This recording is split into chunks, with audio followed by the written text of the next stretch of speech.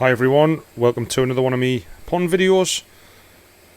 Today I'm going to take you through my new grown garage setup. So before we go through the door, we're going to talk a bit about the filtration, how that's set up, what the future plans are with the boiler and heating setup on the wall there, which still isn't plumbed in, and just the basics of how it started if you want, and where we are today.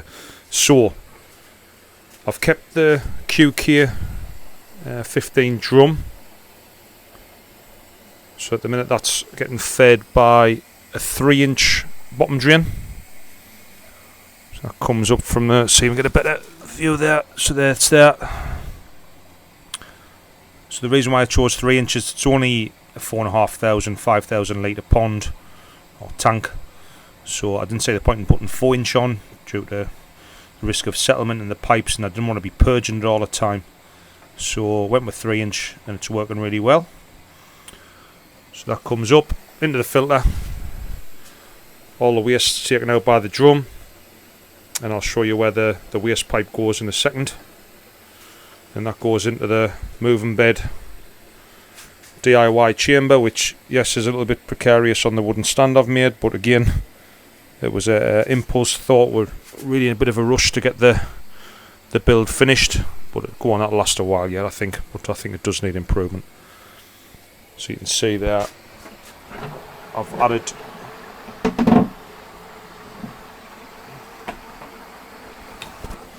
some additional K1 micro, just because I have obviously got the larger koi back in the grown.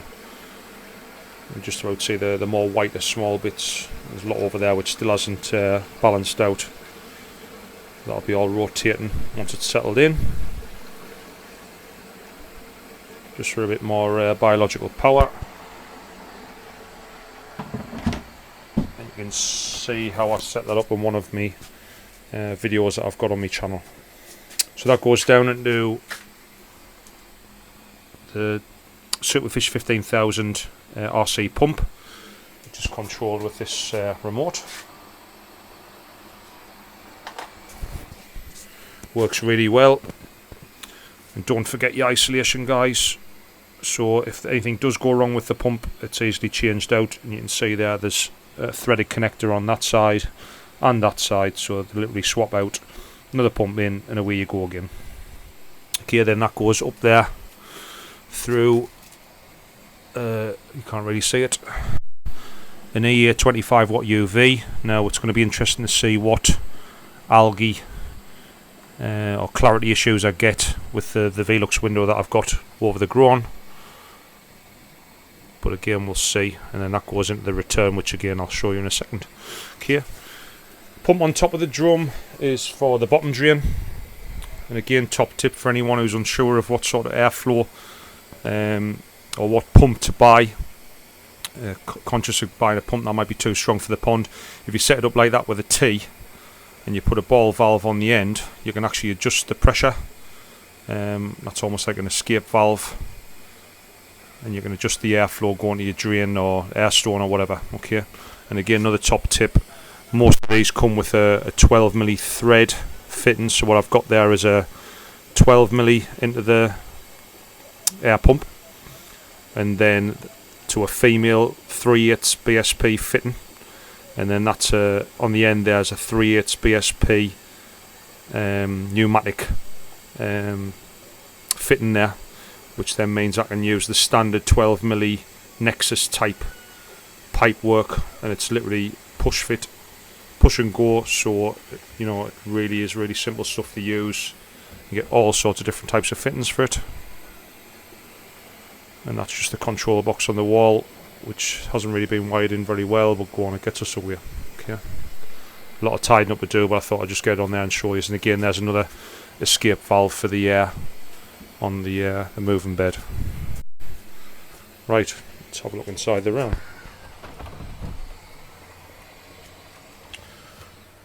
So this is the return from the drum, coming to the side there into a 2-inch fitting, and that's the waste coming from the drum, goes down through the wall and down into a pipe that runs down the back of my garden. That's used for the rainwater off the roofs. You can see there, it's a central heating radiator. So at the minute I've got a good old electric radiator running, because I haven't gotten this plumbed up yet, just to try and get the heat up. Okay, so haven't finished the platform along the side. Like you see, it's a bit of a work in progress.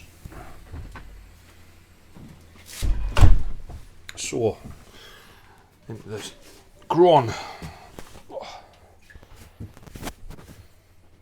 Right, so you can see the fry there. I bought a new fry net from No Fine Nets. Pretty decent. Only problem is it's a little bit too big, so that's why the bottom drain air supply is off, because it starts pushing the bottom of the fry net up. But you can see there, they ain't looking too bad at all. I think we've finally cracked keep and fry. Probably a lot smaller than what they should be, but go on. I've had some issues over the winter, as I've put in my other videos, and I think, like I say, we've cracked it now to the point where some of the larger fry are in with the bigger koi now. So there's a safe from going down the bottom drain. Check each one of them out just to check for the size. And away we go. So at the bottom of the tank we've got the spin drifter, which Easy Ponds kindly supplied, and a big shout out to Easy Ponds. The tank is fantastic.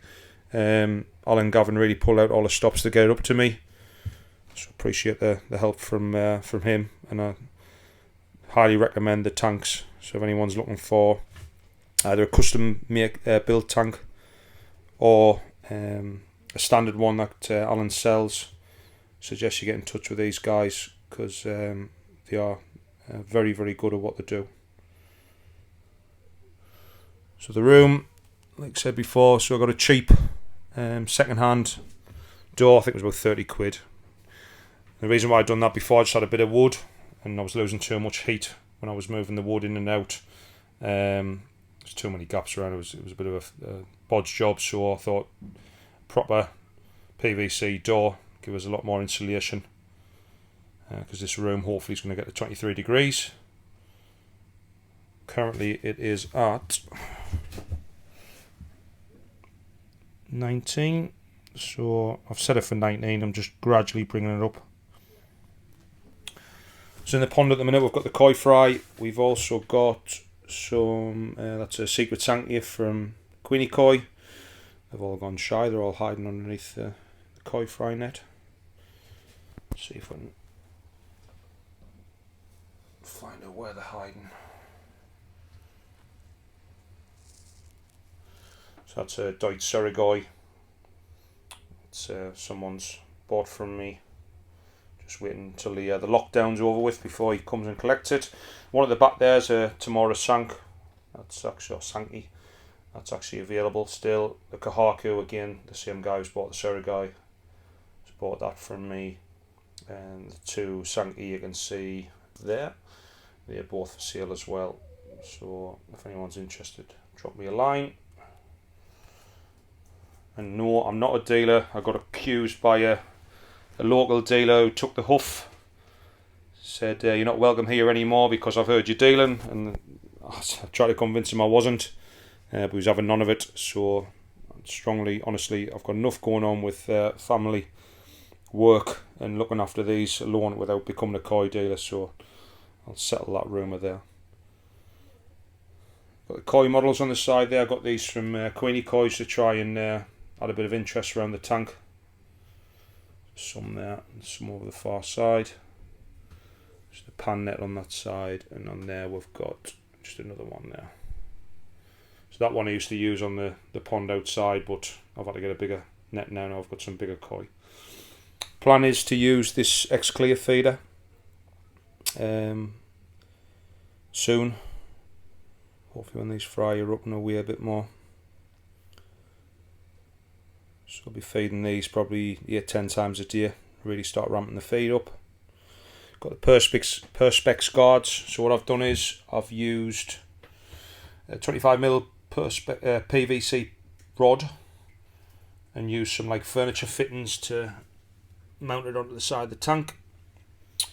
Glass clamps which are holding the 8mm Perspex, should I say, Had to put one in the centre because it is still a bit flexible, and there's quite a long run. That's about 2.3 metres worth. So, and again the same on that side, and I've just used a bottom clamp on that one. And again, ply boarded. I'm going to get all that in the cladding. Just going to get one piece of cladding, put it up there, just to make it nice and clean.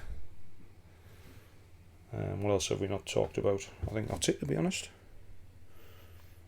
So that's the groin. If there's any questions you've got, feel free to write them in the comments, and I'll try and answer them as best as I can. But really over the moon with how it's gone. It's one of those jobs that when you start you wish you hadn't bothered. It starts growing arms and legs, as they say. Little problems and things, but like I say, we got there eventually. And all up and running. Don't forget to like and subscribe to my channel. If you did enjoy this video, I'm going to be doing a lot more when this lockdown's all over. Hopefully get a few more dealer visits in. And we've also got 3 new koi coming from Queenie Koi in the not too distant future. So looking forward to receiving them, just small torsi. Get them growing on this tank and see how they develop. Okay, thanks guys. Oh, one last mention, that's what it was, the trickle in. So I've got that coming through there now. For some reason the trickle in display isn't the best. It's not really staying on. I'm convinced it's more going in than that. Let's see there. Maybe not. I think I'm just waiting for a smaller valve to come in. So what we're going to be looking for is around about 20% for the time being. See how we get on with that. A week. So what's that? About 1,000 litres a week getting changed out. And what I've also done, I'll quickly show you this. Oh. So there's a bit of an afterthought with the trickle out. There's one last thing there as well. That's the air supply coming from outside, just in case you're wondering what that pipe was. So at the minute I've got 3 air pumps outside, one doing the feed dispersal system, which again is on one of my other videos, and this one there's far too much air there, so I thought I'd use some of that supply for the moving bed. It just goes around there in the moving bed.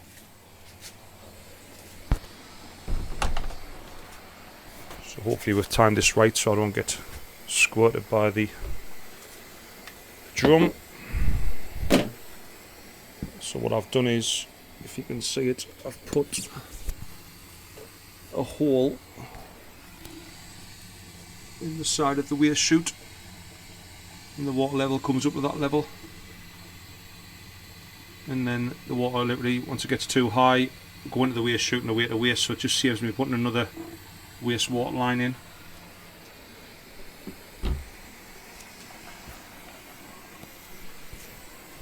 Okay, right, I'll catch up with you later guys. Thanks for watching. Like I said, don't forget to like and subscribe to the video. Cheers, bye now.